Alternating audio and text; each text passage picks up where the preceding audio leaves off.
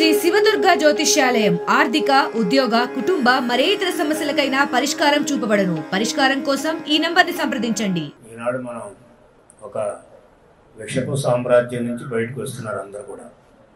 ఇదేంటంటే ఈ విషపు సామ్రాజ్యం జగన్మోహన్ రెడ్డి అంటే మామూలు మనిషి కాదు, విషంతో కూడుకున్నటువంటి మనిషి.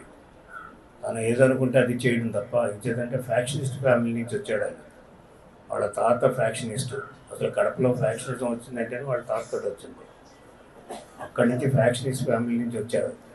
రాజశేఖర రెడ్డి కొద్దిగా రాజకీయ నాయకుడు, కానీ ఇతను వచ్చేటప్పటికి ఏంటంటే ఆల్మోస్ట్ అరాచక పాలన సృష్టించాడు రాష్ట్రంలో. మనమే కదా అందరూ చెప్తున్నారు, అన్ని పొలిటికల్ పార్టీ చెప్తారు. మొన్న ప్రధానమంత్రి గారు కూడా స్టేజ్ మీద చాలా స్పష్టంగా చెప్పారు. ఇంకేంటంటే ఎప్పుడు కూడా ప్రజాస్వామ్యంలో నాయకుడు మంచివాడైతే ప్రజాస్వామ్యం మంచిగా ఉంటుంది. నాయకుడు చెడ్డవాడైతే ప్రజాస్వామ్యం పోయి డిక్టేటర్స్ వస్తారు. డిక్టేటర్స్ వచ్చినప్పుడు ప్రజాస్వామ్యానికి గుర్తింపు ఉండదు. ప్రజాస్వామ్యానికి గుర్తింపు లేకపోతే ప్రజలకి గుర్తింపు ఉండదు. వాడు అనుకున్నదే చేస్తారు తప్ప ప్రజలు అనుకున్నది, ప్రజలు కోరింది అవి చేయరు వాళ్ళు. అంతే ఈరోజు మన అందరి బాధ్యత కూడా, ప్రజల బాధ్యత ముఖ్యంగా ప్రజాస్వామ్యాన్ని రక్షించుకోవడానికి ప్రధానమైనటువంటి బాధ్యత. చేత కూటమికి అందరూ ఓట్లు వేయాలి. కూటమిని గెలిపించుకుంటే మన ప్రజాస్వామ్యాన్ని రక్షించినట్టే. ఆ విధంగా మనం చేసుకోవాల్సినటువంటి బాధ్యత ఉంది. ఈనాడు కార్యక్రమాలు చేసామని వాళ్ళు చెప్తున్నారు తప్ప ఏ కార్యక్రమం కూడా పెర్క్యులేట్ కాలేదు కిందకి. ఎంచేతంటే పెర్క్యులేట్ ఎందుకు కాలేదంటే మనం చూస్తే పేదరికం పెరిగింది, పేదరికం సంఖ్య పెరిగింది. పేదరికం తగ్గిందని ఒకవైపు వాదనలు జరుగుతున్నాయి, కానీ పేదరికం తగ్గిందనే వాదనతో పాటు పేదరికం పెరిగినటువంటి ప్రజలను కూడా చూసుకోవాలి. అంచేత మనకి పాపులేషన్ పెరుగుతుంది. ఆ పెరిగేటువంటి పాపులేషన్ కూడా బలైన వర్గాల్లో, పేద వర్గాల్లోనే పెరుగుతుంది. అంచేత పేద వర్గాల్లోనే పేదరికం పెరుగుతూ ఉంది. సరే, కొంతవరకు తగ్గితే తగ్గొచ్చు, కానీ అవన్నీ కూడా ఏది ఉన్నప్పటికీ కూడా ఈనాడు పేదరికం కూడా పెరుగుతుంది. ఇంటర్నేషనల్ రిపోర్ట్ చూస్తే పేదరికం పెరుగుతుంది మన రాష్ట్రంలో, మన దేశంలో కూడా. అదేవిధంగా ఇప్పుడు కొత్తగా అసమానతలు పెరుగుతున్నాయి విపరీతంగా. ఎందుకు పెరుగుతున్నాయంటే కార్పొరేట్ పాలిటిక్స్ వచ్చేసాయి. నేను కూడా ధనవంతులకే సహాయాలు కాచేస్తే ధనవంతుల ఇన్వెస్ట్మెంట్సే ఉన్నాయి. అంటే ధనవంతుల ఇన్వెస్ట్మెంట్ కూడా 10 రూపాయలు ఇన్వెస్ట్మెంట్ చేస్తే వాడు 20 రూపాయలు రాబట్టుకోవడం చూస్తారు తప్ప ప్రజలకు సేవ చేయడానికి ఎవరు కూడా చూడరు. అందుచేత అప్పుడు సిఎస్ఆర్ అనే కార్యక్రమం కూడా వచ్చింది. దాంట్లో కొద్దిగా చేస్తూ ఉంటారు. కానీ ఈనాడు మనం ఆలోచించేది మన వెనక ఉన్నటువంటి పేద ప్రజల గురించి, ఈ అసమానతల గురించే రేపు మన మేనిఫెస్టో మెయిన్గా ఉండబోతుంది. మూడవది వచ్చేటప్పటికంటే యువత. మన సమాజంలో 35% యువత ఉన్నారు, కానీ వాళ్ళకి ఉద్యోగాలు చూస్తే 24% అన్ఎంప్లాయ్మెంట్ యూత్ ఉన్నారు. చదువుకున్నటువంటి అన్ఎంప్లాయ్మెంట్ యూత్. వీళ్ళందరూ కూడా ఉద్యోగాలు లేకపోతే అన్రెస్ట్ వస్తాయి వీళ్ళందరిలోకి. అన్రెస్ట్ వచ్చి ఇప్పుడు చూస్తున్నాం కదా, కొంతమంది అయితే రాంగ్ సైడ్లో వెళ్ళిపోవడం, అదేవిధంగా కుటుంబాల్లో విచ్ఛిన్నం రావడం. ముఖ్యంగా పేద కుటుంబాల్లో ఈ అన్ఎంప్లాయ్మెంట్ కానీ ఉన్నట్లయితే చాలా ఇబ్బందికరమైనటువంటి పరిస్థితి ఉంటుంది. డబ్బున్న వాళ్ళు ఎలాగైనా బతుకుతారు, పేదవాళ్ళు మాత్రం బతకలేరు. అంటే ఈ అసమానతలు ఎందుకు పెరుగుతున్నాయంటే ఈ కొత్త నియో రిచ్ వస్తుంది.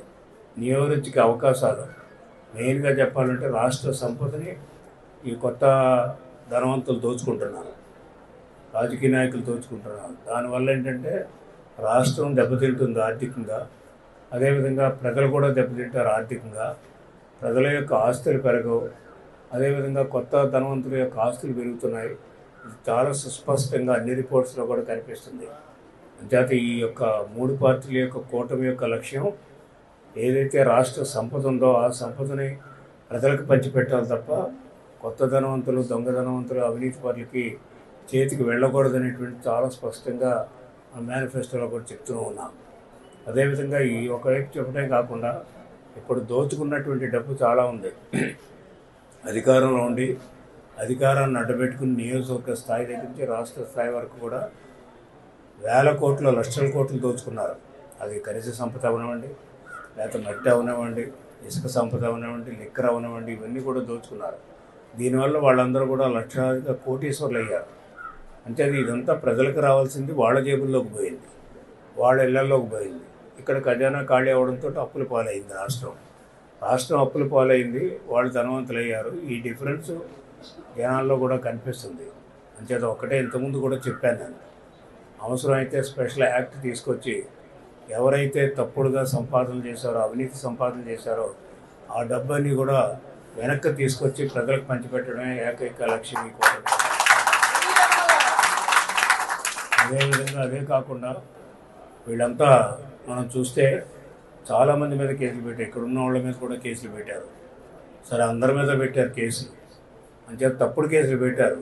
ఆ రోజున కూడా నేను చెప్పాను, ఎవరైతే ప్రతిపక్షాల మీద తప్పుడు కేసులు పెట్టి తప్పుడు కేసులు బనాయించి హింసించారో ఆ తప్పుడు కేసులన్నీ కూడా రేపు మనం అధికారంలోకి రాగానే ఒక్క కలంపోటుతో తీసేస్తామని కూడా క్లియర్గా చెప్పారు. ఈ రెండు ప్రధానమైనటువంటి అంశాలు ఈనాడు చాలా ఇబ్బంది పడ్డారు మనవాళ్ళు ఈ 5 సంవత్సరాలు కూడా. మనవాళ్ళే కాకుండా పవన్ కళ్యాణ్ మీద కేసులు, చంద్రబాబు నాయుడు మీద కేసులు, సరే నా మీద ఏదో ఒక కేసు, అదేవిధంగా మిగతా వాళ్ళందరి మీద కేసు, అందరూ జైలుకి వెళ్ళారు. అంతే, అది ఈ విధంగా హింసించినటువంటి హింసాత్మకమైనటువంటి రాజ్యం ఎప్పుడు కూడా 40 సంవత్సరాల్లో నేను చూడలేదు, ఎవరో చూడలేదు, చూసి ఉంటారు బహుశా. అంచేత ఈ హింసను ప్రోత్సహించేటువంటి నాయకులకి స్వస్తి చెప్పవలసినటువంటి బాధ్యత ప్రజల మీద ఉంది.